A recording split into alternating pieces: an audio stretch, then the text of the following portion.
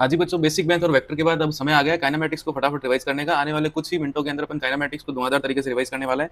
देखिए क्या है काइनेमैटिक्स। काइनेमैटिक्स के अंदर अपन क्या पढ़ते हैं, मोशन के बारे में पढ़ते हैं। मोशन के रीजंस के बारे में नहीं पढ़ते हैं, सिर्फ और सिर्फ मोशन कैसे हो रहा है, distance, displacement, velocity, acceleration, equation of motion, motion under gravity, projectile motion, relative motion, ये सारी चीजें अपन पढ़ते हैं। तो फटाफट मैं आपको रिवाइज करा देता हूँ। सबसे पहली चीज होती है डिस्टेंस एंड डिस्प्लेसमेंट।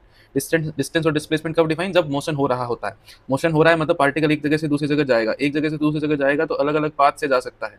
तो जो पाथ की लेंथ होगी वो तो होती है डिस्टेंस, और जो इनिशियल और फाइनल पॉइंट के बीच की जो शॉर्टेस्ट डिस्टेंस होती है वो कहलाती है डिस्प्लेसमेंट। जो आपकी डिस्टेंस है वो स्केलर क्वांटिटी है, लेकिन जो डिस्प्लेसमेंट है वो क्या है, वेक्टर क्वांटिटी। इसकी यूनिक वैल्यू होती है। डिस्टेंस की जो है वो मल्टीपल वैल्यूज हो सकती है, मल्टीपल वैल्यूज हो सकती है। डिस्टेंस कभी भी नेगेटिव नहीं होता है, डिस्प्लेसमेंट नेगेटिव, पॉजिटिव और जीरो हो सकता है। अगर पार्टिकल एक जगह से चल के वापस उसी जगह आ गया तो डिस्प्लेसमेंट जीरो हो जाएगा। पार्टिकल आगे गया फिर वापस पीछे आ गया, इस केस में डिस्प्लेसमेंट नेगेटिव हो जाएगा। लेकिन डिस्टेंस जो है वो हमेशा पॉजिटिव ही रहती है, पॉजिटिव रहती है। और अगर पार्टिकल अपनी लोकेशन को चेंज कर रहा है तो उस केस में डिस्टेंस और डिस्प्लेसमेंट जीरो नहीं हो सकता। डिस्प्लेसमेंट को जीरो करने के लिए वापस उसी जगह पे आना पड़ेगा, राउंड ट्रिप को करना पड़ेगा, लेकिन उस केस में डिस्टेंस कभी भी जीरो नहीं होगी। इसलिए अपन बोलते हैं कि जो डिस्प्लेसमेंट है वो डिस्टेंस से या तो छोटा होगा या डिस्टेंस के बराबर होगा। डिस्प्लेसमेंट कभी भी डिस्टेंस से ज्यादा नहीं होगा, वहीं मैग्नीट्यूड की बात हो रही है। ठीक है, नेक्स्ट टर्म हमारे पास है स्पीड और वेलोसिटी। स्पीड क्या है बेटा, स्पीड क्या है, rate of change of distance होता है स्पीड, और rate of change of displacement होता है बेटा वेलोसिटी। स्पीड जो है वो स्केलर क्वांटिटी है, और वेलोसिटी क्या होती है, वेक्टर क्वांटिटी होती है, क्योंकि डायरेक्शन आती है बेटा डिस्प्लेसमेंट के अंदर। खाली मैग्नीट्यूड होता है, इसके अंदर मैग्नीट्यूड और डायरेक्शन दोनों होती है। और मैग्नीट्यूड जो है इंस्टेंटेनियस स्पीड, जो वेलोसिटी है इंस्टेंटेनियस वेलोसिटी, उसका मैग्नीट्यूड इंस्टेंटेनियस स्पीड होता है। फिर अपने को क्वेश्चन आते हैं एवरेज वाले, यहाँ से क्वेश्चन शुरू होते हैं। एवरेज स्पीड क्या होती है, तो डिस्टेंस चली डिवाइड दो टाइम। एवरेज वेलोसिटी क्या होती है, displacement upon time, displacement upon time. जैसे यहाँ देखो, यहाँ एक एग्जांपल दिया हुआ है, इस एग्जांपल को बड़े ध्यान से देखो कि दो पाथ है। पहला पाथ है ये इंदौर से दिल्ली है, पहला पाथ ये इधर से आया, 2000 किलोमीटर डिस्टेंस, 40 आर लगा है। तो एवरेज स्पीड क्या आएगी, टोटल डिस्टेंस अपॉन जितना टाइम लगा। एक ये सीधा रास्ता है, 1000 किलोमीटर का 10 आर लगे, इसके अंदर स्पीड कितनी आएगी, ये इसके अंदर स्पीड कितनी आएगी, 10,000 अपॉन 10, ये स्पीड आएगी। लेकिन एवरेज स्पीड की बात करोगे आप इस मोशन के लिए, इस average speed sorry average velocity की बात करोगे, तो एवरेज वेलोसिटी के लिए तो डिस्प्लेसमेंट देखना है। डिस्प्लेसमेंट कितना है, 1000 है। रास्ता लंबा चुना उसने, अपन क्या करें, डिस्प्लेसमेंट तो 1000 है, टाइम उसको 40 घंटे लगे, तो एवरेज वेलोसिटी निकालने के लिए डिस्प्लेसमेंट देखा जाएगा। ठीक है, इस डिस्प्लेसमेंट देखा जाएगा, तो एवरेज वेलोसिटी ये आएगी। एवरेज स्पीड क्या आएगी, 50 आएगी। किसके लिए, इसके लिए।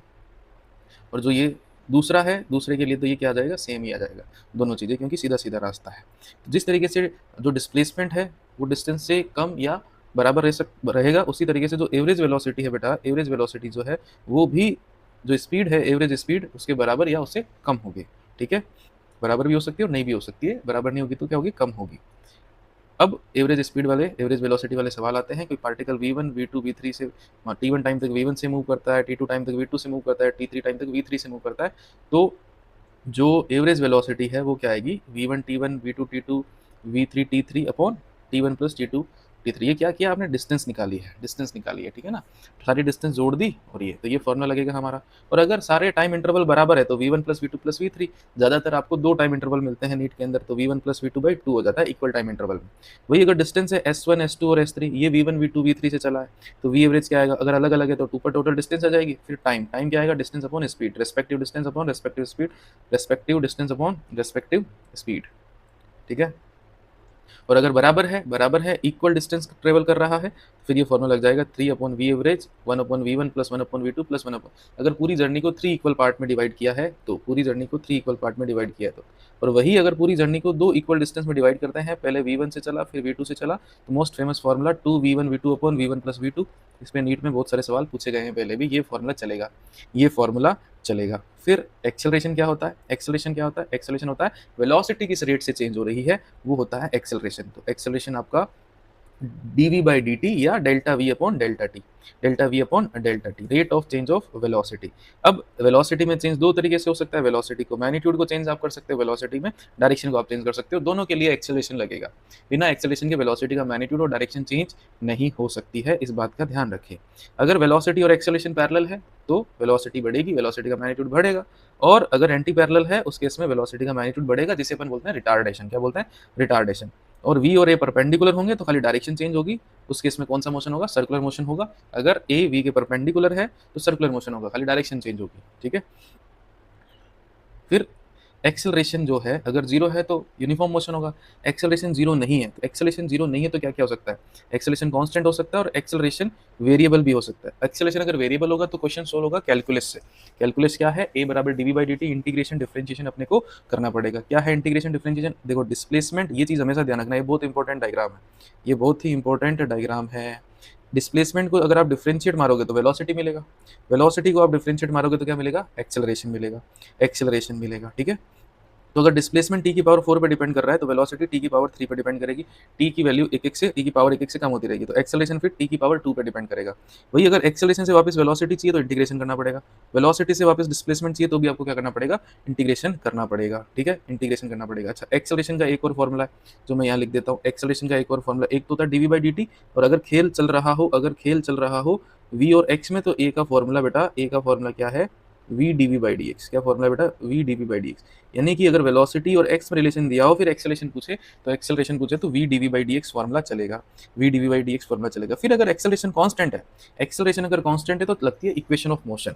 अगर t बराबर 0 पे इनिशियल वेलोसिटी u है, t बराबर 0 यानी कि जब अपन ने मोशन को देखना शुरू किया है, अगर वेलोसिटी u है, फाइनल वेलोसिटी अगर v है, टोटल डिस्प्लेसमेंट इसका s है, और ये जर्नी करने में इसको टाइम इंटरवल लगा t, तो टोटल कितनी इक्वेशन ऑफ मोशन है? देखो, पहली v बराबर u प्लस at, दूसरी s बराबर ut plus half at square, तीसरी v स्क्वायर बराबर u स्क्वायर प्लस 2s। इसके अलावा nth सेकंड के अंदर, nth सेकंड के अंदर कितना चला वो अगर आपको निकालना है, डिस्प्लेसमेंट अगर आपको निकालना है तो उसका फॉर्मूला है, उसके लिए इक्वेशन है ये u plus a by two into two n minus one, u plus a by two, u plus a by two into two n minus one, u plus a by two, two n minus one. फिर एक सवाल बार बार पूछा जाता है, बार बार पूछा जाता है कि ये पूरी जर्नी हो गई कांस्टेंट एक्सेलरेशन, मिड पॉइंट पे इसकी वेलोसिटी क्या थी? मिड पॉइंट पे इसकी वेलोसिटी क्या थी? तो उसके लिए मिड पॉइंट पे वेलोसिटी का ये फॉर्मूला है, अंडर रूट इनिशियल वेलोसिटी का स्क्वायर प्लस फाइनल वेलोसिटी का स्क्वायर बाई टू। और एक्सेलरेशन कांस्टेंट है तो पूरी जर्नी में अगर आपको एवरेज स्पीड निकालनी है ना बेटा, तो इनिशियल और फाइनल वेलोसिटी निकालो और बाई टू कर दो, तो v एवरेज आ जाएगा। लेकिन ये तभी लगेगा जब एक्सेलरेशन कांस्टेंट है, इस बात का ध्यान रखना, ऐसे नहीं लगा देना। फिर अगर आपको डिस्प्लेसमेंट चाहिए तो सीधा सीधा एवरेज वेलोसिटी टू टाइम भी कर सकते हो। यानी कि क्वेश्चन में आपको एक्सेलरेशन नहीं दिया हुआ, इनिशियल और फाइनल वेलोसिटी दे रखी है, तो एक्सेलरेशन निकालने मत जाइए आप, सीधा सीधा ये फॉर्मूला लगाइए, सीधा सीधा ये फॉर्मूला आप लगाइए।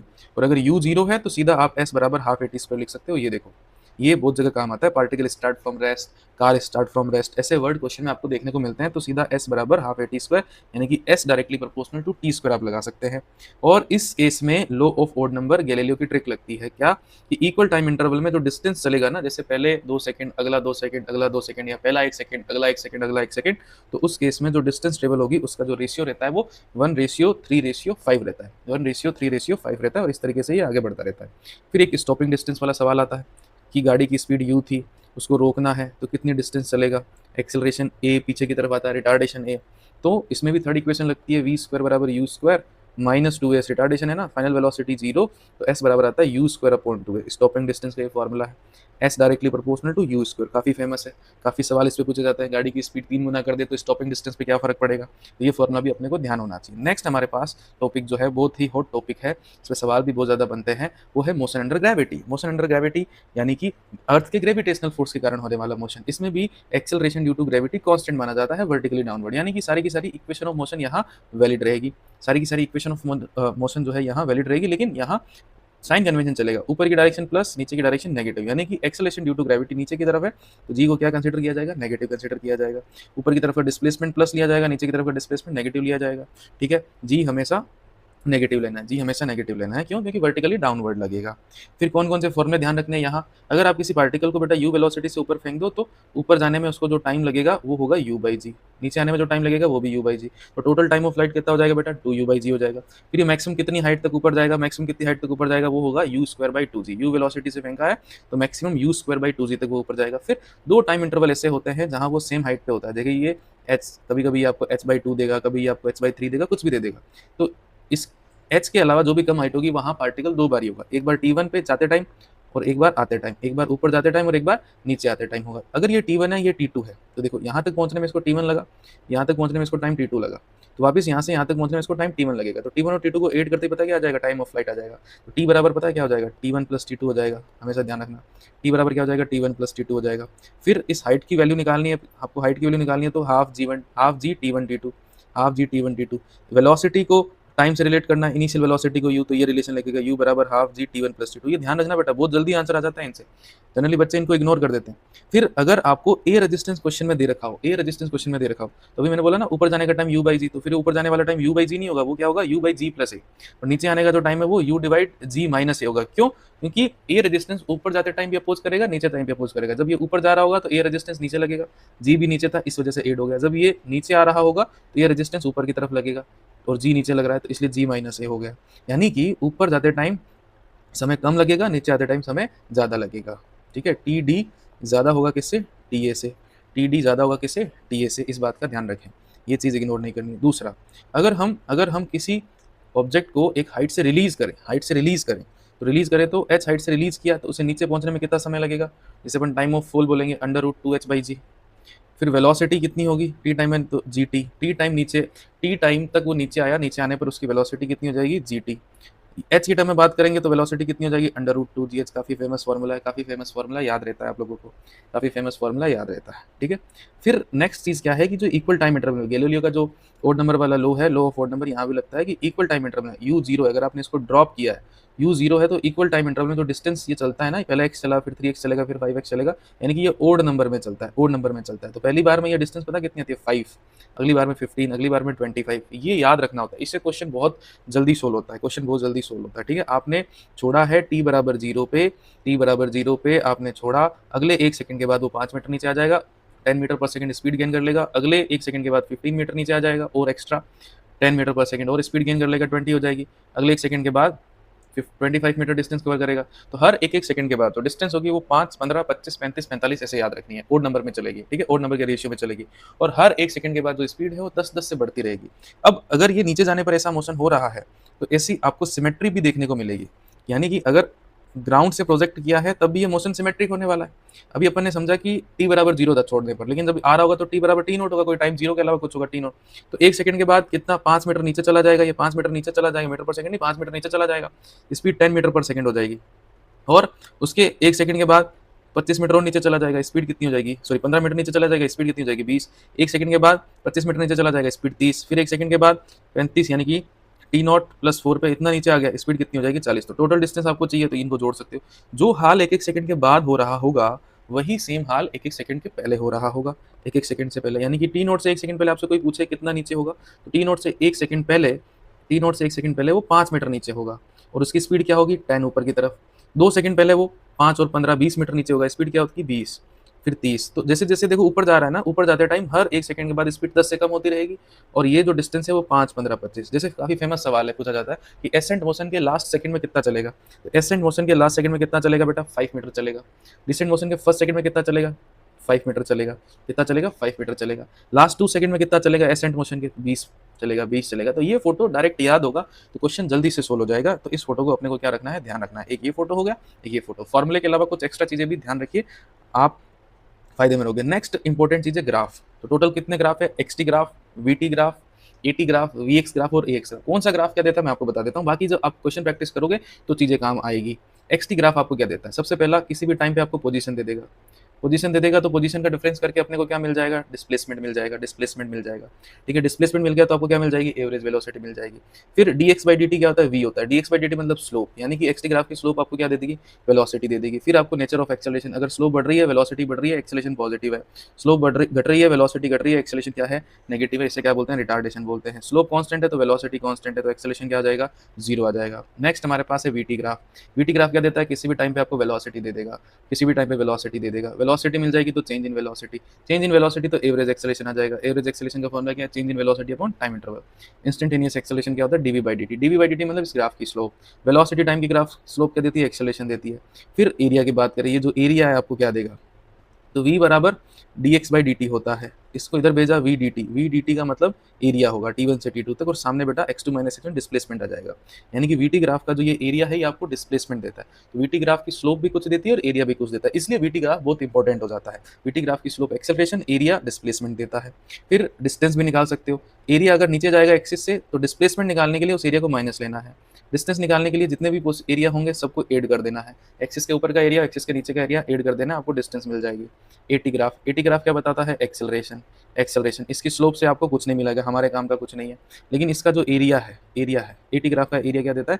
चेंज इन वेलोसिटी देता है। एटी ग्राफ का एरिया चेंज इन वेलोसिटी देता है। चेंज इन वेलोसिटी आ गया तो एवरेज एक्सेलरेशन आ जाएगा, change in velocity upon time, यानी कि एटी ग्राफ का एरिया निकाल के उस टाइम इंटरवल का अगर आप डिवाइड कर दो तो आपको एवरेज एक्सेलरेशन मिल जाएगा। नेक्स्ट है वी एक्स ग्राफ, काफी इंपॉर्टेंट है। देखो वी एक्स और वी टी ये दो ग्राफ काफी इंपॉर्टेंट है, इनमें ज्यादा सवाल आते हैं। वी एक्स ग्राफ क्या? किसी भी एक्स पे आपको वी की वैल्यू दे देगा। फिर एक्सेलरेशन का फॉर्मूला होता है V D we by D x. V X graph से आपको D we by D X मिल जाएगा, वी एक्स ग्राफ की स्लोप। तो वी एक्स ग्राफ की स्लोप निकाल के वी से मल्टीप्लाई कर दो, या वी को नीचे ले आओ, तो ये स्लोप है। तो वी एक्स ग्राफ की स्लोप आपको क्या देती है? एक्सेलरेशन और वेलोसिटी का रेशियो दे देगी। या स्लोप निकाल के वी से मल्टीप्लाई कर दो तो वापस आपको क्या मिल जाएगा? एक्सेलरेशन मिल जाएगा। वापस आपको क्या मिल जाएगा? एक्सेलरेशन मिल जाएगा। इसी तरीके से ई एक्स ग्राफ है। ई एक्स ग्राफ आपका काइनेमेटिक्स में तो कम आता है, लेकिन डब्ल्यू में ज़्यादा आता है। ये वहाँ एफ एक्स ग्राफ चलता है ना, तो सेम है ए एक्स ग्राफ। तो ए एक्स ग्राफ आपको क्या दे देगा? ए एक्स ग्राफ का एरिया काम का है, ए एक्स ग्राफ का एरिया। तो ए बराबर v D we by D x. तो ए एक्स ग्राफ का एरिया निकालना है तो डी एक्स को इधर भेज दो, तो ए डी एक्स बन जाएगा। ए डी एक्स क्या आ जाएगा? A d x v D v के बराबर आ जाएगा। वी डी वी का जब आप इंटीग्रेशन करोगे, ये देखो वी डी वी का इंटीग्रेशन करोगे तो वी स्क्वायर बाय 2 बनेगा। तो वी टू का square minus v one square by 2, ये रहा, देखो ये रहा, वी टू का square minus v one square by 2। तो अब अगर आप इसको मास से मल्टीप्लाई करा दो तो पता है क्या बन जाएगा? चेंज इन काइनेटिक एनर्जी बन जाएगा। ये ए एक्स ग्राफ का एरिया है, ये ए एक्स ग्राफ का एरिया आपको देता है half v two square minus v one square. ये ध्यान रखना काफी इंपॉर्टेंट है। फिर दोनों साइड अगर आप मास से मल्टीप्लाई करा दो तो आपको क्या मिल जाती है? Change in kinetic energy. Change in kinetic energy मिल जाती है। तो ये था वन डी मोशन का रिवीजन, ये था वन डी मोशन का रिवीजन। नेक्स्ट हमारे पास है प्रोजेक्टाइल मोशन का रिवीजन। प्रोजेक्टाइल मोशन कब होता है? जब भी एक्सेलरेशन और इनिशियल वेलोसिटी के बीच, जब भी एक्सेलरेशन और इनिशियल वेलोसिटी के बीच एंगल जो है वो 0 या 180 के अलावा कुछ और होता है। 180 या 0 के अलावा कोई और एंगल है, 180 या 0 होगा तो स्ट्रेट लाइन मोशन होता है, उसके अलावा कोई भी एंगल है और एक्सेलरेशन कांस्टेंट है तो प्रोजेक्टाइल मोशन होता है। जैसे कि आपने यहाँ किसी पार्टिकल को ऊपर की तरफ प्रोजेक्ट किया, इस पर ग्रेविटी नीचे की तरफ लगेगी, तो ये जो एंगल है 180 या 0 के अलावा है, ये एंगल 90 भी हो सकता है। कब? जब हॉरिजॉन्टल प्रोजेक्शन होगा तब, यानी कि एंगल अगर 0 180 के अलावा है तो पार्टिकल का मोशन कैसा होगा? पार्टिकल का मोशन प्रोजेक्टाइल मोशन होगा। इसे पैराबोलिक मोशन भी अपन बोलते हैं। जब भी किसी पार्टिकल को इस तरीके से यू एंगल, ये थीटा यू इनिशियल वेलोसिटी से थीटा एंगल पे प्रोजेक्ट किया जाता है तो पार्टिकल का मोशन इस तरीके का होता है। पार्टिकल एक्स और वाई दोनों डायरेक्शन के अंदर मूव करता है। वाई डायरेक्शन में पार्टिकल ऊपर जाके नीचे आ रहा है, एक्स डायरेक्शन में पार्टिकल सिर्फ और सिर्फ आगे की तरफ जा रहा है। एक्स डायरेक्शन में पार्टिकल आगे की तरफ जा रहा है। अब अपने को क्या क्या ध्यान रखना होता है? इनिशियल वेलोसिटी का horizontal component you cos theta जो कभी नहीं बदलता है। इनिशियल वेलोसिटी का vertical component you sine theta जो पहले 0 होगा फिर नेगेटिव डायरेक्शन में वापस इंक्रीज होगा। वापस जब ये इसको हिट करेगी तो सेम कंपोनेंट रहेंगे, you cos theta you sine theta. अगर ए रेजिस्टेंस नहीं है तो ए रेजिस्टेंस होगा या कोई और एक्सेलरेशन होगा हवा के कारण, तो ये चीज़ें जो है बदल जाएगी। और क्या मानेंगे? एक्सेलरेशन ड्यू टू ग्रेविटी क्या रहेगा? कांस्टेंट रहेगा। Acceleration due to gravity constant रहेगा। तो हमारे इस टॉपिक के अंदर इक्वेशन ऑफ मोशन काम आएगी, लेकिन equation of motion x direction में अलग लगाएंगे, वाई डायरेक्शन में अलग लगाएंगे। तो एक्स डायरेक्शन के अंदर यानी कि हॉरिजॉन्टल डायरेक्शन के अंदर एक्सेलरेशन जो है वो 0 होता है तो वी हमेशा यू कॉस थीटा रहेगा, कभी नहीं बदलेगा। और किसी भी टाइम पे अगर आपको एक्स डायरेक्शन में डिस्प्लेसमेंट चाहिए, जैसे पार्टिकल यहाँ आ गया तो एक्स डायरेक्शन का डिस्प्लेसमेंट ये हो गया, ये एक्स डायरेक्शन का डिस्प्लेसमेंट अगर आपको चाहिए तो यू कॉस थीटा से आपको बस टाइम से मल्टीप्लाई करा देना है। उसी तरीके से अगर आप वाई डायरेक्शन में यानी कि वर्टिकल डायरेक्शन में देखोगे तो एक्सेलरेशन जो है वो हमेशा वर्टिकली डाउनवर्ड होता है। किसी भी पॉइंट पे देख लेना आप, एक्सेलरेशन हमेशा वर्टिकली डाउनवर्ड आएगा और उसकी वैल्यू जी आएगी, कांस्टेंट होता है। तो अगर आप किसी इंस्टेंट पर वेलोसिटी देखना चाहो, जैसे पार्टिकल यहाँ पहुंचा, वेलोसिटी देखना चाहो वी वाई, तो वी वाई क्या हो जाएगा? You sine theta minus G t हो जाएगा। और अगर आप इस पे इसकी हाइट देखना चाहो कितना ये वाई डायरेक्शन में डिस्प्लेस हो गया, वो you sine theta minus half g T square हो जाएगा, सेकंड इक्वेशन ऑफ मोशन। इसके बाद ये projectile motion parabolic path follow करता है। इस बात की जांच आप इस इक्वेशन से करते हो, ये इक्वेशन डिराइव करी जाती है, y बराबर x tan theta minus half g x square upon u square cos square theta. इसका एक और फॉर्मेट होता है, वो भी अभी अपन आगे देखेंगे। लेकिन इसमें इंपॉर्टेंट बातें हैं जो आपको ध्यान होनी चाहिए। कितने टाइम के बाद ये गिरेगा, टाइम ऑफ फ्लाइट, कितनी दूर जाके गिरेगा, कितनी मैक्सिमम हाइट ऊपर गया, ये सारी बातें अपने को ध्यान होनी चाहिए। तो टाइम ऑफ फ्लाइट मतलब कितनी देर तक हवा में रहा, कितनी देर तक हवा में रहा उसे बोलते हैं time of flight. Time of flight का फॉर्मूला है 2 u sine theta divide g, या इसको ऐसे भी याद करते हैं 2 u by g. Motion under gravity वाला सेम फॉर्मूला है 2 यू बाई जी, यहाँ यू वाई आ जाएगा। एच वहाँ यू स्क्वायर बाई 2 जी होता है, यहाँ u square sine square theta by 2 g, या इसको आप ऐसे याद कर सकते हो यू वाई का स्क्वायर अपॉन 2 जी। रेंज की बात करोगे तो रेंज का u square sine 2 theta by g. Range का एक फॉर्मूला और होता है, वो भी मैं लिख देता हूँ। साइन 2 थीटा का जब आप ओपन करोगे ना, साइन 2 थीटा को ओपन करोगे तो ये आर बन जाएगा 2 U square sine theta cos theta upon G, 2 U square sine theta cos theta upon G बन जाएगा। ठीक है, ये भी रेंज का फॉर्मूला है। और रेंज को अगर आपको एक्स और वाई की टर्म में लिखना हो, एक्स और वाई की टर्म में लिखना हो यू एक्स और यू वाई, तो ये बनेगा 2ux यू वाई डिवाइड जी, एक फॉर्मूला ये और है, ये भी आप ध्यान में रखें, 2ux into U Y divide G. नहीं दिखा तो दोबारा लिख देता हूँ, r is equal to 2ux यानी कि horizontal velocity vertical velocity upon G. ये रेंज का फॉर्मूला है, ये रेंज का फॉर्मूला है। फिर ये रेंज मैक्सिमम कब होती है, यानी कि पार्टिकल को किस एंगल पे फेंके कि रेंज सबसे ज़्यादा दूर जाके गिरे, तो 45 पे फेंकना होता है। पार्टिकल को किस एंगल पे फेंके कि सबसे ज़्यादा ऊपर जाए, तो वो 90 डिग्री पे फेंकना होता है, 90 डिग्री पे फेंकना होता है, ठीक है। नेक्स्ट कि रेंज की मैक्सिमम होने की क्या कंडीशन है, रेंज कब मैक्सिमम होती है, जब एंगल 45 होता है तो रेंज मैक्सिमम होती है, अभी अपन ने देखा। और वो मैक्सिमम रेंज कितनी आएगी, वो मैक्सिमम रेंज आएगी यू स्क्वायर बाई जी। कैसे, आप यहाँ पे 45 रखिए, साइन 2 थीटा 90 बन जाएगा, साइन 90 जो है वो 1 होता है, यू स्क्वायर बाई जी आएगा। एक चीज़ और आपको ध्यान रखनी है, क्या ध्यान रखनी है कि जब भी पार्टिकल्स को, दो पार्टिकल्स को सेम वेलोसिटी से कॉम्प्लीमेंट्री एंगल पे फेंका जाएगा, कॉम्प्लीमेंट्री एंगल मतलब दोनों एंगल का सम 90 डिग्री, यानी कि 53 37 15 75 60 30, है ना। तो उनकी जो रेंज है, उनकी जो रेंज है वो सेम आएगी, यानी कि सेम जगह जाके गिरेंगे। लेकिन फ़र्क आएगा किसमें, टाइम ऑफ फ्लाइट में, इसका टाइम ऑफ फ्लाइट T1 है, इसका टाइम ऑफ फ्लाइट T2 है। फ़र्क आएगा किसमें, मैक्सिमम हाइट में, इसकी मैक्सिमम हाइट H1 है, इसकी मैक्सिमम हाइट H2 है। इनमें फ़र्क आएगा, इनमें फ़र्क आएगा, लेकिन रेंज जो है वो सेम रहती है, रेंज सेम रहती है, इस बात का अपने को आइडिया होना चाहिए। फिर आपको किसी भी टी टाइम पे, किसी भी टी टाइम पे प्रोजेक्टाइल मोशन का एनालिसिस कराता है, इस पे क्वेश्चन बनता है, काफ़ी इंपॉर्टेंट है, ध्यान से सुनना। बोलता है कि प्रोजेक्टाइल को आपने फेंका, प्रोजेक्टाइल मान लो कि यहाँ टी बराबर 6 पे आएगा, टी बराबर 2 पे वेलोसिटी वेक्टर क्या है आपसे पूछा जाता है, टी बराबर 2 पे पार्टिकल यहाँ होगा, क्यों, क्योंकि टी बराबर 3 पे तो वो टॉप मोस्ट पॉइंट पे होने वाला है, तो टी बराबर 2 पे यहाँ होगा। और अगर आपको बोले कि टी बराबर 4 पे बताओ, तो टी बराबर 4 पे पार्टिकल कहीं यहाँ होगा। तो उसका वेलोसिटी वेक्टर आपसे पूछा जाता है, क्या पूछा जाता है, वेलोसिटी वेक्टर आपसे पूछा जाता है। तो आपको क्या करना है, सिंपल है कि एक्स डायरेक्शन की वेलोसिटी तो चेंज ही नहीं होगी, यहाँ नेट वेलोसिटी मैंने v मान ली, एंगल मैंने अल्फा मान लिया हॉरिजॉन्टल के साथ, एक्स डायरेक्शन की वेलोसिटी चेंज नहीं होगी, तो वी एक्स तो यू एक्स के बराबर रहेगा, that is you cos theta. लेकिन जो वी वाई है उसमें आप फर्स्ट इक्वेशन लगा लोगे, first equation of motion V Y बराबर you Y minus G T, V Y बराबर you Y minus G T करोगे, ये आ गया। फिर ये अगर एंगल निकालने को बोले क्वेश्चन, तो वो टेन अल्फा क्या कर देना, V Y by V x कर देना, ठीक है। तो अल्फा क्या आ जाएगा, tan inverse V Y by V X आ जाएगा। और वहाँ पे स्पीड पूछे तो अंडर रूट वी एक्स का स्क्वायर प्लस वी वाई का स्क्वायर कर देना। अगर आपसे यहाँ ये पूछे कि कितना आगे बढ़ गया टी टाइम के बाद, तो एक्स बराबर एक्स डायरेक्शन की वेलोसिटी मल्टीप्लाई टाइम, वाई में पूछे तो second equation of motion use कर लेना, क्योंकि वाई में एक्सेलरेशन होता है वर्टिकली डाउनवर्ड, जिसको आप माइनस जी लिखोगे, माइनस जी लिखोगे। अब इस पॉइंट पे इसका पोजीशन वेक्टर अगर आपसे पूछ ले, ओरिजिन के रेस्पेक्ट, ओरिजिन किसको माना गया है, जहाँ से प्रोजेक्टाइल को फेंका गया है, ओरिजिन के रेस्पेक्ट में अगर इसका पोजीशन वेक्टर आपसे पूछ ले, तो ये आर बराबर क्या आ जाएगा, X I cap plus Y J cap. और अगर उसका मैग्नीट्यूड आपको निकालना पड़े तो under root X square plus Y square आ जाएगा, मैग्नीट्यूड निकालना पड़े तो under root X square plus Y square आ जाएगा। ये मैग्नीट्यूड है आर का, ठीक है, आर का मैग्नीट्यूड है, okay. Next equation of trajectory, equation of trajectory अभी बताई थी आपको, इक्वेशन ऑफ ट्रेजेक्ट्री क्या है। इक्वेशन ऑफ ट्रेजेक्ट्री मतलब जब पार्टिकल आगे चलेगा ना, तो उसका एक्स और वाई कोऑर्डिनेट लगातार चेंज होता रहता है। एक्स कोऑर्डिनेट को ध्यान से देखो, लगातार बढ़ रहा है, वाई कोऑर्डिनेट पहले बढ़ता है फिर घटता है। तो एक्स और वाई कोऑर्डिनेट में रिलेशन होता है, एक्स और वाई कोऑर्डिनेट में जो रिलेशन होता है उसे अपन क्या बोलते हैं, इक्वेशन ऑफ ट्रेजेक्ट्री बोलते हैं। अब ये कब काम आता है, कभी कभी आपको बोलेगा कि बॉल को फेंका गया है, बॉल, क्रिकेट बॉल को फेंका गया है, एक फील्डर जो है वो 50 मीटर के डिस्टेंस पे है, उसके ऊपर कितनी हाइट से, या कभी कभी बोलेगा कि इस बिल्डिंग को जस्ट क्रॉस कर रही है, जो पॉइंट ऑफ प्रोजेक्शन से इस डिस्टेंस पर है। कभी कभी बोलेगा कि एक बिल्डिंग को जस्ट क्रॉस करके जाती है, जस्ट टच करके जाती है। तो ऐसे सवालों के अंदर, ऐसे सवालों के अंदर हमेशा ध्यान रखना क्या काम आएगा, इक्वेशन ऑफ ट्रेजेक्ट्री काम आएगा, इक्वेशन ऑफ ट्रेजेक्ट्री काम आएगा। अब इक्वेशन ऑफ ट्रेजेक्ट्री के दो फॉर्मेट है, पहला फॉर्मेट क्या है, वाई बराबर x tan theta minus half g x square divide two u square cos square theta, ठीक है। तो अगर कोई भी इक्वेशन आपको इस टाइप में मिलती है ना, A X minus B X square, तो समझ जाना कि वो पैराबोलिक मोशन की, प्रोजेक्टाइल मोशन की इक्वेशन है। फिर इसमें आपसे रेंज पूछ लेगा, इसमें आपसे वो मैक्सिमम हाइट पूछ लेगा, वो कैसे निकालें। जब आप इस इक्वेशन को और आगे सोल्व करते हैं तो हमें एक और फॉर्मेट मिलती है, वाई बराबर x tan theta one minus X by R, Y बराबर x tan theta one minus X by R. ज़्यादा यही काम आती है, यही इंपॉर्टेंट है, ज़्यादा यही काम आती है, लेकिन याद दोनों होनी चाहिए, याद दोनों होने चाहिए ज़्यादा। अब इसमें क्या, इस इक्वेशन से आर आ जाएगा, जैसे आपको ये इक्वेशन मिली, वाई बराबर A X minus B X square. अब आपको क्या करना है, आगे वन बनाना है, वन बनाओगे ना तो आपको इस ए एक्स को कॉमन लेना पड़ेगा। जैसे आप इस ए एक्स को कॉमन लोगे ना बेटा, तो ये one minus B X divide A ऐसा बनेगा। फिर इस बी को डिवाइड में ले आओगे ना तो ए बाई बी बन जाएगा, इस बी को यहाँ से आप डिवाइड में ले आओगे ना बेटा, तो ये ए बाई बी बन जाएगा। अब एक्स के डिवाइड में जो होता है ना, वही क्या होता है, रेंज होता है, तो ये रेंज बन जाएगा ए बाई बी। तो जब भी ऐसी इक्वेशन मिले आप सीधा रेंज लिखें, रेंज क्या आएगी, ए बाई बी। ए क्या है, एक्स का कोफिशिएंट, बी क्या है, एक्स स्क्वायर का कोफिशिएंट। और इक्वेशन इसी टाइप की होनी चाहिए। देखो वाई के ऊपर पावर वन है, एक्स के ऊपर पावर टू है, यहाँ एक एक्स और है, तो शिफ्टेड पैराबोला, ओरिजिन वाला नहीं है, ठीक है। फिर ये इक्वेशन देख के क्वेश्चन वाले को पता है कि आपने रेंज निकालना सीख लिया, लेकिन वो आपसे रेंज नहीं पूछता है, वो आपसे पूछता है मैक्सिमम हाइट। तो मैक्सिमम हाइट कैसे निकालेंगे? आर और एच में ये धमाकेदार रिलेशन होता है, एच बाई आर बराबर tan theta by 4, h by r बराबर tan थीटा बाई 4, ये रिलेशन होता है। इस रिलेशन को भी आप ध्यान रखें।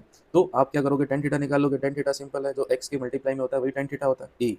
तो एक्स के मल्टीप्लाई में होता है वो tan थीटा होता है, यहाँ जाएगा a बाई 4 एच, और सामने क्या है आर, आर क्या आ जाएगा a बाई बी आ जाएगा, इसको इधर भेज देना, एच आ जाएगा। सोल्व कर लेना इसको, ठीक है। तो ये ग्राउंड टू ग्राउंड प्रोजेक्टाइल की सारी बात हो गई। अब अपन आगे बढ़ते हैं। अब प्रोजेक्टाइल को अगर आप किसी हाइट से फेंकोगे, प्रोजेक्टाइल को किसी हाइट से प्रोजेक्ट करोगे। अब देखो, किसी हाइट से प्रोजेक्टाइल को आप दो तरीके से प्रोजेक्ट कर सकते हो, एक सीधा हॉरिजॉन्टली, एक आप एंगल पे भी फेंक सकते हो। अगर आप किसी प्रोजेक्टाइल को एंगल पे फेंकते हो तो इसके कोई फॉर्मूले नहीं है, आपको जनरल इक्वेशन से ही क्वेश्चन को सोल्व करना पड़ेगा। आगे की तरफ वेलोसिटी u cos थीटा आएगी, ऊपर की तरफ वेलोसिटी u sin थीटा आएगी। अब u cos थीटा नहीं बदलेगा, इसकी वजह से आगे जाएगा, u sin थीटा की वजह से ऊपर जाके, और ग्रेविटी के कारण ये नीचे आएगा, ठीक है। तो यहाँ टी टाइम में नीचे आया, सबसे पहले टाइम ऑफ फ्लाइट। तो टाइम ऑफ फ्लाइट निकालने के लिए हमेशा वाई डायरेक्शन में सेकंड इक्वेशन लगती है। तो वाई डायरेक्शन में आप सेकंड इक्वेशन लगाना, एस वाई बराबर you y into t plus half a y into t square. लेकिन डिस्प्लेसमेंट वाई डायरेक्शन का आपको क्या लेना है, नेगेटिव में लेना है। डिस्प्लेसमेंट वाई डायरेक्शन का किसमें लेना है, नेगेटिव में लेना है। यू साइन थीटा पॉजिटिव में, कभी कभी इसे नीचे फेंकेगा तो यू साइन थीटा नेगेटिव में ले लेंगे, यू साइन थीटा नेगेटिव में ले लेंगे। और एक्सेलरेशन ड्यू टू ग्रेविटी तो हर पॉइंट पे क्या है, नीचे की तरफ है, तो माइनस का जी टी स्क्वायर। जैसे इस इक्वेशन को सोल्व करेंगे टी आ जाएगा। टी आने के बाद क्वेश्चन आपसे रेंज पूछेगा, ये रेंज। तो रेंज सिंपल सी बात है, रेंज क्या हो जाएगा, एक्स डायरेक्शन की velocity multiply time of flight. तो रेंज का फॉर्मूला हमेशा फिक्स है, यू एक्स मल्टीप्लाई टी। अगर ये रेजिस्टेंस नहीं है तो, ये रेजिस्टेंस नहीं है तो फिर इसका एक स्पेशल केस, अगर मैं सीधा फेंक दूँ, सीधा फेंक दूँ तो फॉर्मुले बनते हैं, और ज़्यादातर नीट के अंदर क्वेश्चन यहीं से बनते हैं। अगर आप सीधा फेंक दोगे तो एंगल ऑफ प्रोजेक्शन जो है वो जीरो हो जाएगा, वाई डायरेक्शन में इनिशियल कोई वेलोसिटी नहीं है, हॉरिजॉन्टल प्रोजेक्शन हो गया, तो सिर्फ ये आगे जाएगा और ग्रेविटी के कारण नीचे आएगा, आगे जाएगा और ग्रेविटी के कारण नीचे आएगा। तो आपसे क्या क्या पूछा जाएगा, टाइम। तो टाइम इसमें सीधा आएगा अंडर रूट 2h/g, वही टाइम जो मोशन एंड ग्रेविटी में आता है। जब आप किसी ऑब्जेक्ट को सीधा छोड़ देते हो, ड्रॉप करने पर जो टाइम का फॉर्मुला आता है, वही टाइम का फॉर्मुला यहाँ है, under root 2h/g। Range calculate करनी है तो रेंज तो फिक्स है, एक्स डायरेक्शन की velocity multiply time, X direction की velocity multiply time under 2h/g, ठीक है। फिर आपको किसी पर्टिकुलर एंगल पे, वो क्या है, किसी पर्टिकुलर टाइम पे, टी टाइम के बाद आपसे वेलोसिटी पूछ लेगा, उसका हॉरिजॉन्टल के साथ एंगल पूछ लेगा। देखो ये एक्स डायरेक्शन की वेलोसिटी है ना बेटा, एक्स डायरेक्शन की वेलोसिटी तो बदलेगी नहीं, एक्स डायरेक्शन की वेलोसिटी तो हमेशा क्या रहेगी, एक्स डायरेक्शन की वेलोसिटी तो हमेशा सेम रहेगी, एक्स डायरेक्शन की वेलोसिटी तो हमेशा सेम रहेगी। अब एक्स डायरेक्शन की वेलोसिटी सेम रहेगी, वाई डायरेक्शन की वेलोसिटी क्या हो जाएगी, वाई डायरेक्शन की वेलोसिटी टी टाइम के बाद बेटा जी टी हो जाएगी, वाई डायरेक्शन की वेलोसिटी जी टी हो जाएगी। क्यों, क्योंकि यू वाई जीरो है। फर्स्ट इक्वेशन लगाओगे आप, वी वाई बराबर you y plus g t, तो ये आपका वी वाई बराबर जी टी आ जाएगा। फिर आपको मैग्नीट्यूड कैलकुलेट करना है, तो अंडर रूट वी एक्स का स्क्वायर प्लस वी वाई का स्क्वायर कर लीजिए, अंडर रूट वी एक्स का स्क्वायर प्लस वी वाई का स्क्वायर कर लीजिए। कभी कभी ये एंगल कैलकुलेट करने को बोलेगा, तो ये एंगल आप tan अल्फा बराबर v Y upon v x कर लेना, ठीक है, वी वाई अपॉन यू हो जाएगा। तो ये tan inverse V Y upon U आ जाएगा। नेक्स्ट चीज़ है, कब जब आप किसी प्रोजेक्टाइल को मूविंग ट्रॉली से फेंकते हो, मूविंग ट्रॉली से फेंकते हो, तो उसकी जो ट्रॉली की जो वेलोसिटी होगी ना बेटा, वो ऐड हो जाएगी। जैसे चलती हुई ट्रेन में आप फेंकोगे, तो जब आप ग्राउंड फ्रेम से देखोगे ना, तो वेलोसिटी को ऐड करना पड़ेगा। तो आपने यू वेलोसिटी से थीटा एंगल पे फेंका है, तो ग्राउंड फ्रेम में वेलोसिटी हॉरिजॉन्टल डायरेक्शन में इन दोनों का ऐड होगी, v u cos theta plus v t, और वाई डायरेक्शन में वो। तो टाइम ऑफ फ्लाइट तो वाई डायरेक्शन की वेलोसिटी पे डिपेंड करता है, उसका फॉर्मुला नहीं बदलेगा, मैक्सिमम हाइट का फॉर्मुला नहीं बदलेगा, क्या बदलेगा, रेंज। अब रेंज कैलकुलेट करने के लिए अपन एक्स डायरेक्शन की वेलोसिटी मल्टीप्लाई टाइम करते हैं। अब एक्स डायरेक्शन की वेलोसिटी आज जो इन दोनों का सम हो जाएगी, you cos theta plus v T, बस इतना सा ध्यान रखना है। फिर टाइम ऑफ फ्लाइट से मल्टीप्लाई कर देना। फिर इस केस में रेंज मैक्सिमम 45 एंगल पे नहीं आएगी। अगर आपको रेंज को मैक्सिमम निकालना है, तो आपको जो भी इक्वेशन बनेगी उसके अंदर थीटा की टर्म में, थीटा के रिस्पेक्ट में आपको क्या करना है, डिफरेंशिएशन करना है, जीरो के बराबर पुट करना है, आंसर आ जाएगा। ये ऐसा केस है जो आज तक अभी तक नीट में नहीं पूछा गया है, लेकिन बहुत जल्द पूछा जाने वाला है। अब देखो क्या क्या आपने को ध्यान रखना है, क्या क्या ध्यान रखना है कि हॉरिजॉन्टल पूरे के पूरे, चाहे कैसा भी प्रोजेक्टाइल मोशन हो, हॉरिजॉन्टल और वर्टिकल जो मोशन है ना बेटा, वो एक दूसरे से अलग अलग होते हैं। उनको रिलेट करने वाला एक ही चीज़ है, वो है टाइम, और कोई दूसरा नहीं है। Time of flight vertical component पे डिपेंड करता है, मैक्सिमम हाइट भी वर्टिकल कंपोनेंट ऑफ वेलोसिटी पे डिपेंड करता है, ठीक है। रेंज जो है वो दोनों हॉरिजॉन्टल और वर्टिकल कंपोनेंट पे डिपेंड करती है, इस बात का ध्यान रखना। अब जब अपन सोल्व करते हैं तो अपने से क्या गलती होती है, क्या गलतियाँ होती है अपन से, देखो। सबसे पहले अपन एक्सेलरेशन का जो है वो साइन इग्नोर कर देते हैं, कभी कभी जल्दबाजी में प्लस जी ले लेते हैं, ठीक है। स्पीड और वेलोसिटी में कंफ्यूज हो जाते हैं। क्वेश्चन स्पीड देता है, ऊपर की तरफ फेंक रहा है, नीचे की तरफ फेंक रहा है, ऊपर की तरफ फेंक रहा है तो फिर पॉजिटिव लेना पड़ेगा, नीचे की तरफ फेंक रहा है तो नेगेटिव लेना पड़ेगा, ठीक है। हॉरिजॉन्टल एक्सेलरेशन जो है वो जीरो होता है, ये भूल जाते हैं अपन, ये भूल जाते हैं। एस बराबर U T plus half A T square सीधा यूज करते हैं, वेक्टर लगाते ही नहीं, वेक्टर लगाते ही नहीं, सीधा यूज कर देते हैं, ठीक है। और वेक्टर को अच्छे से रिजोल्व नहीं करते, तो इन मिस्टेक को आप अवॉइड करें। इन मिस्टेक को अवॉइड करोगे तो जल्दी ही आप अपने ड्रीम कॉलेज तक पहुंचोगे। ये था प्रोजेक्टाइल मोशन का क्विक रिव्यू। हाँ जी बच्चों, अब नेक्स्ट हमारे पास है रिलेटिव मोशन। रिलेटिव मोशन का मतलब क्या है, जब भी आप किसी मोशन को ग्राउंड के फ्रेम से ऑब्जर्व करने के बजाय किसी दूसरे फ्रेम से जब आप ऑब्जर्व करते हो, एक ऑब्जेक्ट की वेलोसिटी को दूसरे के रिस्पेक्ट में ऑब्जर्व करते हैं, तो रिलेटिव वेलोसिटी का कॉन्सेप्ट आता है। तो कोई ऑब्जेक्ट है ए, उसकी वेलोसिटी है वी है, ऑब्जेक्ट है बी, उसकी वेलोसिटी बी है, तो velocity of A with respect to B कैसे लिखा जाएगा? Velocity of A minus velocity of B. यानी कि जिसके रिस्पेक्ट में आपको वेलोसिटी निकालनी है, आपको क्या करना है, उसकी वेलोसिटी को वेक्टर के साथ माइनस करना होता है। या आपको क्या करना होता है कि वेक्टर डायग्राम है तो रिवर्स करके ऐड कर देना है, जिसके रेस्पेक्ट में निकालना है रिवर्स करके ऐड कर देना है, ठीक है ना। फिर रिलेटिव वेलोसिटी हमने बताता क्या है, वैसे वेलोसिटी क्या बताता है, कोई भी चीज कितनी फास्ट चल रही है, रिलेटिव वेलोसिटी क्या बताएगा कि एक ऑब्जेक्ट दूसरे ऑब्जेक्ट के लिए कितना फास्ट चल रहा होगा या उसे क्या लग रहा होगा कि वो कितना फास्ट चल रहा है, ठीक है। एक होती है एक्चुअल वेलोसिटी, एक होती है रिलेटिव वेलोसिटी। रिलेटिव वेलोसिटी में फर्क आता है, रिलेटिव वेलोसिटी में फर्क आता है। जैसे आप घर ग्राउंड पे खड़े होकर किसी ट्रेन को देख रहे हो तो उसकी स्पीड अलग आएगी, आप पीछे एक ट्रेन में बैठ के किसी दूसरी ट्रेन को देख रहे हो तो उसकी स्पीड आपको अलग दिखाई देगी। आप क्या करते हो, ट्रेन में बैठते हो, एक शहर से दूसरे शहर जाते हो, आप बोलते हो कि ये शहर आ गया है, असल में वो आप ट्रेन के फ्रेम में हो तो आपको ऐसा लग रहा है कि वो चीजें आपकी तरफ आ रही है। इन रियल लाइफ आप उन चीजों की तरफ जा रहे होते हो। तो यही है रिलेटिव की दुनिया। इस रिलेटिव की दुनिया के अंदर अपने को क्वेश्चन सोल्व करने आने चाहिए, तो फटाफट कौन कौन सी चीजें जरूरी है वो देख लेते हैं। अब रिलेटिव मोशन की जब अपन वन डायमेंशन में बात करते हैं, वन डायमेंशन में दो तरीके के मोशन है कि अगर दो ऑब्जेक्ट सेम डायरेक्शन में चल रहे हैं, सेम डायरेक्शन में चल रहे हैं, तो उनको रिलेटिव वेलोसिटी निकालने के लिए क्या करना पड़ता है, माइनस करना पड़ता है, माइनस करना पड़ता है। वही अगर दो ऑब्जेक्ट, दो कार अगर ऑपोजिट डायरेक्शन में चल रही है तो उनकी रिलेटिव वेलोसिटी क्या हो जाएगी, v A plus v B हो जाएगी। उनकी relative velocity v A plus v B हो जाएगी, ठीक है। V A plus v B हो जाएगी। वेक्टर के हिसाब से तो ऑपोजिट ही करना है, वेक्टर के हिसाब से ऑपोजिट करना है, लेकिन यहाँ मैग्नीट्यूड माइनस हो जाएगा, यहाँ मैग्नीट्यूड क्या हो जाएगा, प्लस हो जाएगा। इनके दो एग्जांपल ले लेते हैं। देखो सेम डायरेक्शन में अगर जा रही है तो velocity of A with respect to B, velocity of A with respect to B जो है मैग्नीट्यूड वाइज भी क्या हो जाएगा, v A minus v B हो जाएगा। देखो ए वाली कार जो है वो 30 की स्पीड से आ रही है, कार ए 30 की स्पीड से आ रही है, कार बी जो है वो 20 की स्पीड से आगे जा रही है। तो relative velocity of A with respect to B, यानी कि बी में बैठ के कोई ए के मोशन को ऑब्जर्व करेगा तो ए उसको आगे की तरफ 30 माइनस 20 यानी कि 10 मीटर पर सेकंड से आता हुआ दिखाई देगा। वही अगर कोई ए में बैठ जाएगा ना तो उससे बी अपनी तरफ आता हुआ दिखाई देगा, उसी वेलोसिटी से 10 मीटर पर सेकंड से, 10 मीटर पर सेकंड से आता हुआ दिखाई देता। तो सेम डायरेक्शन में है, सेम डायरेक्शन में है तो अपन क्या करते हैं, माइनस करते हैं, माइनस करते हैं। ऑपोजिट डायरेक्शन में बेटा, ऑपोजिट डायरेक्शन में वेक्टरली तो हमेशा ही माइनस करते हैं, ये मैग्नीट्यूड वाइज बात कर रहे हैं अपन। ऑपोजिट डायरेक्शन में अगर दो मोशन हो रहे हैं, दो कार ऑपोजिट डायरेक्शन में चल रही है, तो velocity of A with respect to B देखना हो, बी में बैठ के अगर आप ए को देखोगे तो ये जो बी की वेलोसिटी है इसको रिवर्स करके ऐड कर दो तो भी आ जाएगा, इसको रिवर्स करके ऐड कर दोगे इसके अंदर 20 के अंदर 15 को रिवर्स करोगे ऐड करोगे तो 35 बन जाएगा। और सीधा ऐसे भी याद रखते हो कि ऑपोजिट डायरेक्शन में ऐड होती है तो भी क्या आएगा, तो भी क्या आएगा, सम हो जाएगा, ठीक है। ए में बैठोगे तो ए को बी 35 की स्पीड से आता हुआ दिखाई देगा, बी में बैठोगे तो बी को ए 35 की स्पीड से आता हुआ दिखाई देगा। ऑपोजिट डायरेक्शन में वेलोसिटी ऐड हो जाती है, सेम डायरेक्शन में वेलोसिटी सब्ट्रैक्ट होती है, ठीक बात, ठीक बात। फिर हम किसी चीज को कहाँ से देख रहे हैं उस चीज का भी फर्क पड़ता है, रेफरेंस फ्रेम का भी फर्क पड़ता है, कौन ऑब्जर्व कर रहा है मोशन को, ये सबसे ज्यादा इंपॉर्टेंट। जैसे एक ट्रेन है, एग्जांपल है आपके सामने, ट्रेन के अंदर कोई पर्सन है, पैसेंजर है, वो 2 मीटर पर सेकंड से ट्रेन के अंदर चल रहा है,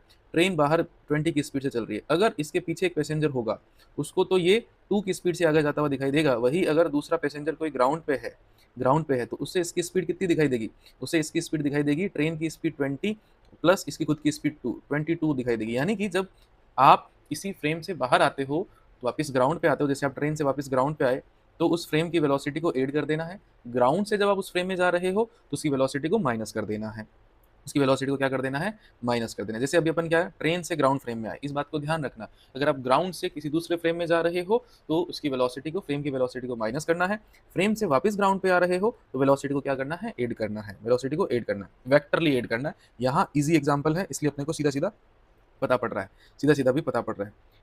देखिए जैसे कि कोई बोट है, बोट रिवर के अंदर चल रही है, एक होती है कि बोट किस स्पीड से चल रही है, बोट के जो स्पीडोमीटर है उसमें कितनी स्पीड बता रहा है, उसके मीटर में कितनी स्पीड बता रहा है। एक है एक्चुअल क्या दिखाई देगी, जैसे कोई ट्रेडमिल पे चलता है, ठीक है, आपको उसकी स्पीड तो जीरो दिखाई देती है क्योंकि ऑपोजिट डायरेक्शन में होती है, तो वेक्टरली ऐड करना पड़ता है।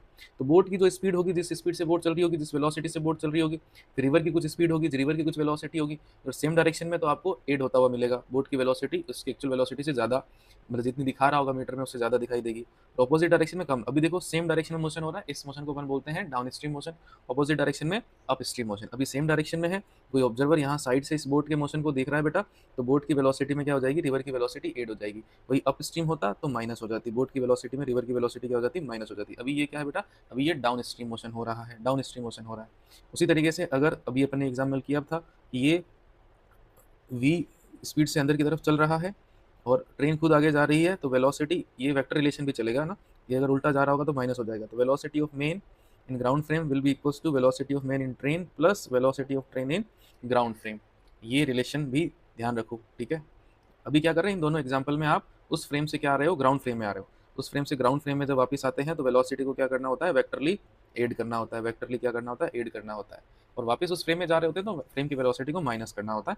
इस बात को ध्यान रखें, ठीक है। फिर और क्या प्रॉब्लम आपसे पूछी जाती है, और अपने से ये रेन मेन प्रॉब्लम पूछी जाती है जब अपन काइनेमेटिक्स 2D के अंदर बात करते हैं, रिलेटिव मोशन की 2D की बात करते हैं। तो ये रेन मेन प्रॉब्लम में क्या होता है बेटा, कि एक आदमी जो है वो दौड़ रहा होता है वी स्पीड से, बारिश हो रही होती है सीधी, टेढ़ी भी हो सकती है, तिरछी भी हो सकती है, लेकिन कॉन्सेप्ट क्या होता है, कॉन्सेप्ट होता है कि आदमी के आदमी को जो बारिश है वो कैसी दिखाई देगी। तो क्या करना होता है, जो वेलोसिटी है रेन की, उसके ऑपोजिट डायरेक्शन में मेन की वेलोसिटी दे दो और इन दोनों को वेक्टरली ऐड कर दो। तो ये क्या आ जाएगा, velocity of rain with respect to men. ये देखो ये रहा डायग्राम, जो एक्चुअल में बारिश की वेलोसिटी है उसके ऑपोजिट डायरेक्शन में मेन की वेलोसिटी को दे दो, जो भी रिजल्टेंट आएगा वही होगा velocity of rain with respect to men. यानी कि उस भागते हुए पर्सन को, उस दौड़ते हुए पर्सन को ये वेलोसिटी दिखाई देगी और इस एंगल पे दिखाई देगी, इस एंगल पे दिखाई देगी। फिर आपसे पूछा जाता है कि अम्ब्रेला जो है वो किस एंगल पे पकड़ना चाहिए। तो ये इस तरीके से अम्ब्रेला है, सेम उसी एंगल पे वर्टिकल के साथ थीटा एंगल पे पकड़ना चाहिए। तो ये थीटा की वैल्यू आपसे पूछी जाती है। ये थीटा अगर आपको निकालना है, देखो ये रहा ट्रायंगल, बहुत आसान है थीटा निकालना। ये वी है तो देखो यहाँ ये वी हो जाएगा, ये वी हो गया, ये वी हो गया। तो इस ट्रायंगल के अंदर ये परपेंडिकुलर हो गया, ये बेस हो गया। तो tan थीटा बराबर v m upon v r, ये आ गया। फिर velocity of rain with respect to men निकालनी है, यानी कि इसका मैग्नीट्यूड निकालना है। तो यहाँ पे आप पाइथागोरस लगा सकते हो, अंडर रूट वी एम का स्क्वायर प्लस वी आर का स्क्वायर, वी एम का स्क्वायर प्लस वी आर का स्क्वायर। और वेक्टर के हिसाब से तो velocity of rain with respect to men का ये फॉर्मूला है। या एक और तरीका देखो, वेलोसिटी ऑफ रेन निकालनी है तो वेलोसिटी ऑफ मेन निकाल दो, फिर velocity of rain with respect to men, ये फॉर्मूला इसी से बन जाएगा। ये वाला जो फॉर्मूला है ना, velocity of rain with respect to men, तो we are minus V M, इस वी एम को उधर भेज दो, इस वी एम को उधर भेज दो, ये जुड़ जाएगा। तो ये फॉर्मूला और ये फॉर्मूला एक तरीके से एक ही बात है। यानी कि वेलोसिटी ऑफ मेन, कभी कभी आपको सवाल में वेलोसिटी ऑफ मेन दिया जाएगा और velocity of rain with respect to men दिया जाएगा। यानी कि दौड़ते हुए आदमी के लिए आपको रेन की वेलोसिटी दी जाएगी, तब क्या करना है, उनको ऐड करना है। और रेन की रियल वेलोसिटी ग्राउंड फ्रेम में पूछी जाएगी, तो आपको इनको ऐड कर देना है, आंसर आ जाएगा। देखो ये वी एम, ये वी आर एम, इनको ट्रायंगल लो के हिसाब से ऐड करने पर ये वी आर आ जाएगा। हमेशा ऐसा डायग्राम बनेगा जरूरी नहीं है, लेकिन ये वेक्टर रिलेशन हमेशा वैलिड रहेगा। ये सबसे सिंपल केस है जो ज़्यादातर पूछा जाता है, जो ज़्यादातर पूछा जाता है। नेक्स्ट हमारे पास क्या है, रिवर स्विमर प्रॉब्लम या रिवर क्रॉसिंग प्रॉब्लम इनको बोलते हैं। अब यहाँ पे क्या क्या होता है, यहाँ पे रिवर की विड्थ है डब्ल्यू, फिर रिवर फ्लो कर रही है वी आर वेलोसिटी से, वी आर वेक्टर वेलोसिटी से। फिर ये जो वी एस आर है ये क्या होता है, ये वो वेलोसिटी है जिससे कोई स्विमर, कोई मेन उस रिवर के अंदर तैर सकता है, उसको जो लगेगा कि मैं इतनी स्पीड से तैर रहा हूँ। तो इसके क्वेश्चन में क्या क्या वर्ड होते हैं, velocity of swimmer with respect to river लिखा होता है, velocity of men with respect to river, या velocity of men in still water, velocity of swimmer in still water, ऐसे लिखा होता है। We R velocity ground frame में है, ठीक है। वी एस क्या है, velocity of swimmer ground frame में। यानी कि हम अगर ग्राउंड से यहाँ खड़े होकर इसके मोशन को देख रहे हैं तो अपने को क्या दिखाई देगा, असल में अगर कोई आदमी अगर इस तरीके से कूदता है, इसके साथ वाई, इसको वाई नाम दे देते हैं, इसको एक्स नाम दे देते हैं, दोनों ही हॉरिजॉन्टल में, वर्टिकल नहीं है, टॉप व्यू दिखाई दे रहा है आपको, है ना बेटा। तो ये जो एंगल थीटा है ये वी एस आर आएगा, ये वी आर आएगा, इन दोनों को जोड़ेंगे तो ये रिजल्टेंट आएगा इन दोनों का, जो एक्चुअल वेलोसिटी आपको दिखाई देगी स्विमर की या मेन की। अब ये एंगल कहीं भी आ सकता है, मतलब ये जो रिजल्टेंट है ना बेटा, ये किधर भी आ सकता है, ये रिजल्टेंट इधर भी आ सकता है, ये रिजल्टेंट ऊपर भी आ सकता है, रिजल्टेंट इधर भी आ सकता है, डिपेंड करता है वी आर की वैल्यू क्या है, वी एस आर की वैल्यू क्या है। यहाँ पे दो इंपॉर्टेंट क्वेश्चन बनते हैं, पहला रिवर को क्रॉस करने में कितना टाइम लगेगा, फिर ये इस हिसाब से आगे जाएगा तो ये रिवर के फ्लो के कारण इसका जो डिस्प्लेसमेंट आ जाता है, जिसे अपन ड्रिफ्ट बोलते हैं, वो पूछा जाता है। फिर इनके अंदर दो कंडीशन, मिनिमम टाइम में कब क्रॉस कर लेगा, ड्रिफ्ट जीरो होगा, उसकी कंडीशन क्या होगी, ये आपसे पूछा जाता है। सबसे पहला केस ए डिस्कस कर लेते हैं, मिनिमम टाइम। आप जरा इस डायग्राम को ध्यान से देखिए, उसको मैंने तोड़ दिया उस वेक्टर को, इस वेक्टर के मैंने दो कंपोनेंट कर दिए, वी एस आर जो था ना, ऊपर आ गया था, ये एंगल थीटा है तो ऊपर आ जाएगा we s r cos theta, इधर आ जाएगा we s r sine theta. फिर उसको मैं वी आर के साथ सोल्व करूंगा तो ये बन जाएगा v are minus v s r sine theta. मैं बता देता हूँ, देखो उस डायग्राम में इसके मैंने दो कंपोनेंट कर लिए, इधर आ गया v s r cos theta, इधर आ गया v s r sine theta, इधर वी आर था, ये आपस में सोल्व होकर क्या बन गया, v are minus v s r sine theta, ऊपर आ गया v s r cos theta. अब रिवर को क्रॉस करना है, यानी कि देखो ये वाई डायरेक्शन में आप देख लीजिए, वाई डायरेक्शन में देख लीजिए, वाई डायरेक्शन का मोशन देख लीजिए, रिवर को क्रॉस करने के लिए ये वेलोसिटी, लेकिन जो जिम्मेदार वेलोसिटी का कंपोनेंट होगा, ये रिवर की विड्थ है, जो जिम्मेदार कंपोनेंट होगा ना वेलोसिटी का, वो होगा we s r cos theta, which is responsible for crossing the river. तो रिवर क्रॉसिंग का टाइम कितना हो जाएगा, जो विड्थ है अपॉन जो वेलोसिटी का कंपोनेंट जिम्मेदार है, W divide we s r cos theta, ये आंसर आ जाएगा। फिर इस अगर ये इधर गया है, अगर मैंने देखो ये इस तरीके से वेक्टर आ गया है, इसका मतलब वी आर की value we s r sine theta से ज़्यादा है, तब ये वेक्टर इधर आया, एक वेक्टर ऊपर है, इन दोनों का रिजल्टेंट इधर आ जाएगा, यानी कि जो एक्चुअल मोशन होने वाला है ऐसे होने वाला है। तो रिवर के फ्लो के कारण जो डिस्प्लेसमेंट आ गया डी, इसे क्या बोला जाता है बेटा, ड्रिफ्ट बोला जाता है। ड्रिफ्ट कैलकुलेट करना है तो ये जो डायरेक्शन, कौन सी डायरेक्शन, एक्स डायरेक्शन, इस डायरेक्शन में मोशन देख लीजिए। इस डायरेक्शन में टाइम तो उतना ही लगेगा, टी टाइम में रिवर क्रॉस हो गई। एक्स डायरेक्शन की जो वेलोसिटी है वो कितनी है, we are minus v s r sine theta.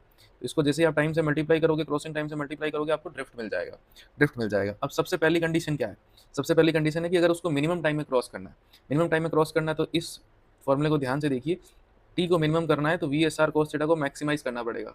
Cos theta की मैक्सिमम वैल्यू कितनी होती है, 1 कब होती है, जब थीटा जीरो। थीटा जीरो का मतलब क्या, थीटा जीरो का मतलब उसको सीधा सीधा कूदना पड़ेगा रिवर के फ्लो के परपेंडिकुलर, रिवर के फ्लो के परपेंडिकुलर डायरेक्शन में कूदना पड़ेगा। वाई एक्सिस के साथ एंगल जीरो है, रिवर के फ्लो के साथ एंगल क्या हो जाएगा, 90 डिग्री हो जाएगा, उसको सीधा कूदना पड़ेगा। तो कॉस थीटा उसके इसमें 1 आएगा, थीटा जीरो आएगा, तो टी जो मिनिमम है वो कितना जाएगा, W upon v s r. Cos theta की वैल्यू ये हो जाएगी 1। ये मिनिमम टाइम है रिवर को क्रॉस करने का।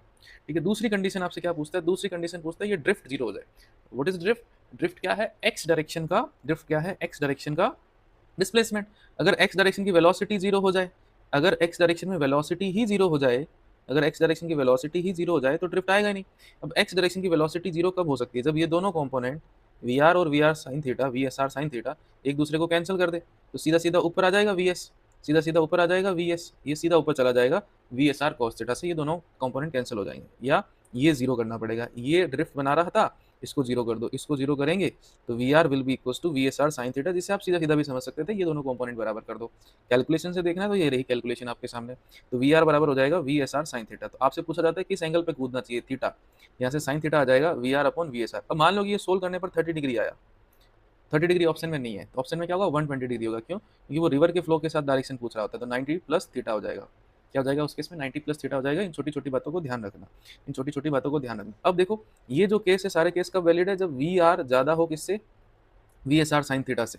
लेकिन अगर वी आर बड़ा है V s r sine theta से, वी आर जो है वो बड़ा है V s r sine theta से, बड़ा हो गया, मान लो बराबर नहीं हुआ, बराबर नहीं हुआ, इससे ज़्यादा हो गया, उस केस में क्या करोगे, उस केस में प्रॉपर इक्वेशन बनेगी बेटा, उस केस में क्या होगी, प्रॉपर इक्वेशन बनेगी। ये तभी वैलिड है जब वी आर छोटा हो वी एस आर से, क्योंकि साइन थीटा की वैल्यू एक ही कम, एक से कम ही आती है ना।